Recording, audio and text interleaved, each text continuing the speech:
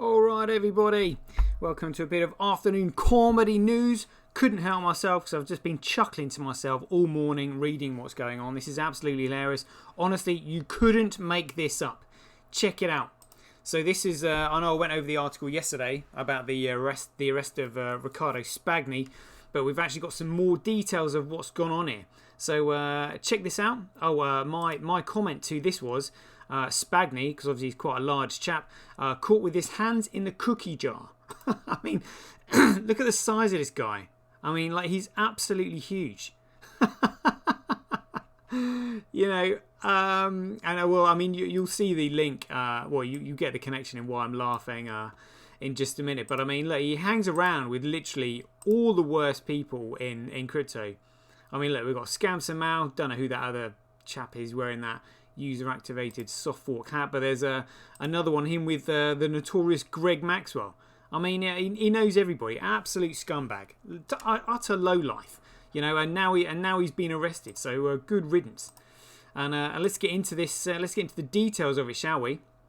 So thank you, Amy Caster, for digging this up and getting it out for us. So this says United States District Court for the Middle District of Tennessee. Memorandum of extradition law and request for detention pending extradition proceedings. The United States, in executing its treaty responsibilities and acting at the request of the government of South Africa, urges that the fugitive Riccardo Paolo Spagni, aka Riccardo Paolo Spagni, Spagni or fugitive, be held without bond pending his extradition proceedings pursuant to 18 USC 3181. Esquire, I guess. The memorandum summarises the framework of US extradition law and sets forth the reasons why the court should order Spagni's detention. In short, Spagni cannot overcome the strong presumption against bail in international extradition cases. Specifically, he cannot meet his burden of showing that he poses no risk of flight or danger to the community, that special circumstances exist warranting his release. Background, let's get into this. The government of South Africa seeks Spagni's provisional arrest with the view towards his extradition to stand trial for fraud.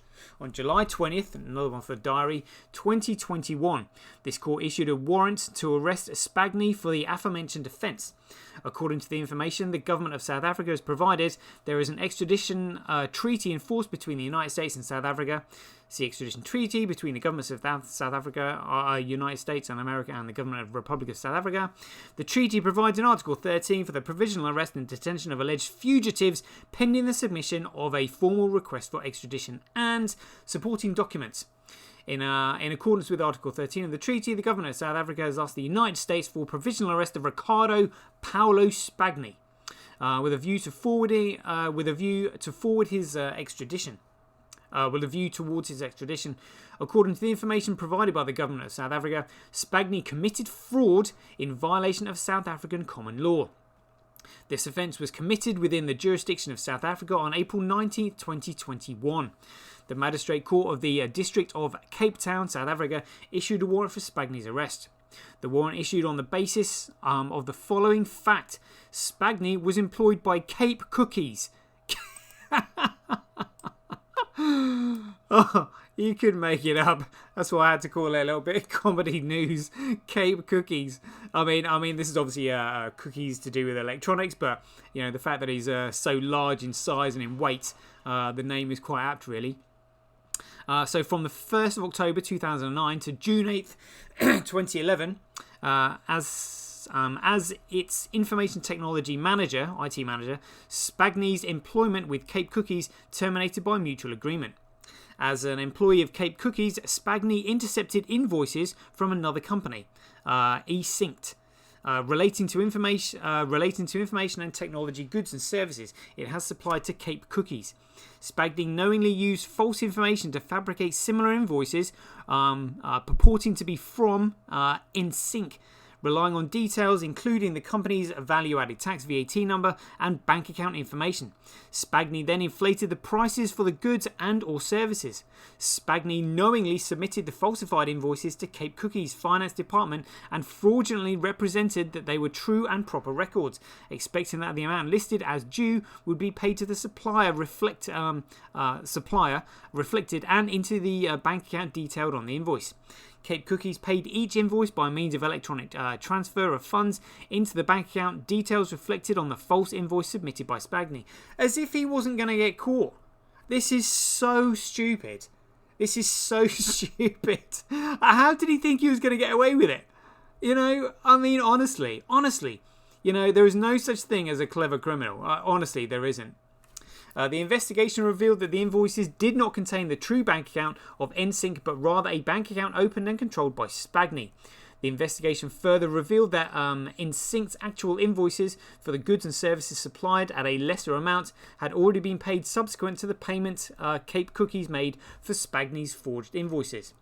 Spagney also generated false invoices purporting to be from 3 different suppliers of information technology goods and services. The investigation revealed that these were fictitious entities, finding that no such companies' names, registration numbers, addresses or VAT numbers existed. The bank account numbers provided with these false invoices were under the name and control of Spagney. Spagney submitted these fabricated invoices to Cape Cookies as true and proper documents. In relying on Spagney's misrepresentations, Cape Cookies paid each invoice by means of electronic funds transfer into accounts Spagney controlled. The evidence indicating that Spagney engaged in these frauds consists of witness statements and bank records. The evidence indicates that Spagney received, $1,453,561 South African rand, or roughly $99,185 US dollars, as a result of his efforts to defraud Cape Cookies.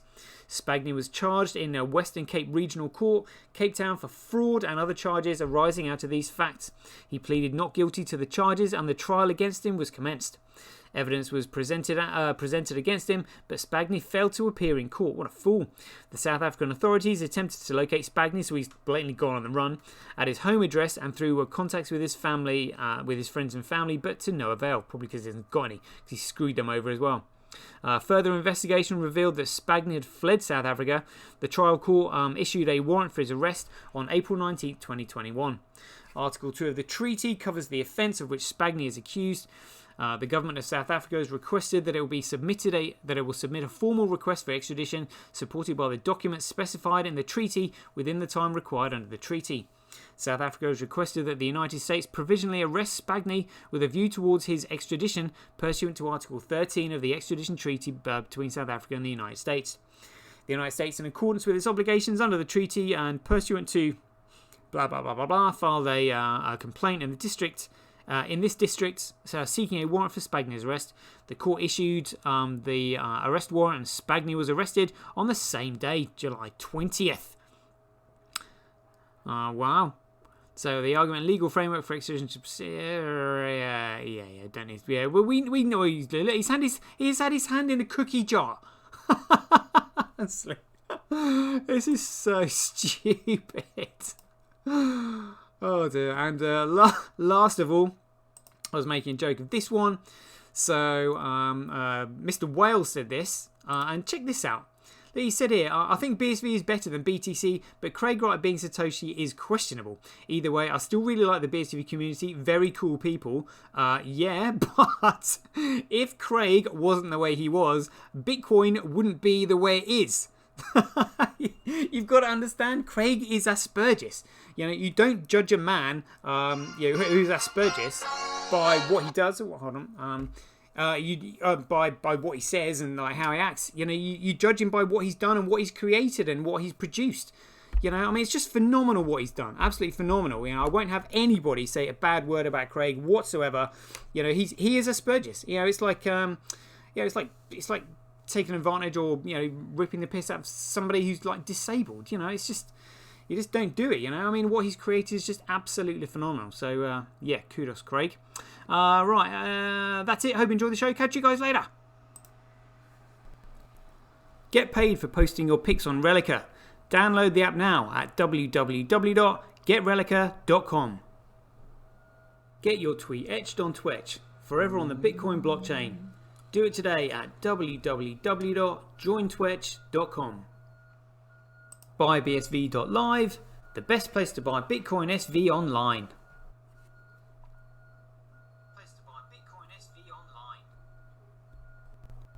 Support independent content creators on micropayment platforms such as Streamanity, Twitch and Relica. We should profit from our data, not the large corporations who track, monitor and sell it. If you enjoy the Bitcoin content that I produce, please support me by heading over to www.satoshi.tv, where you can keep up to date with all the latest news, gossip and content as it's created. Thanks very much.